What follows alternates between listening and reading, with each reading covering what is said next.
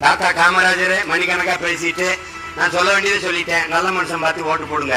அதாவது நான் என்ன சொல்றேன், உங்ககிட்ட சொல்றது சொல்லிட்டேன், போட்டா போடுங்க, போடலைன்னா போங்க. என் பிறவி கடமை செஞ்சிடறேன்.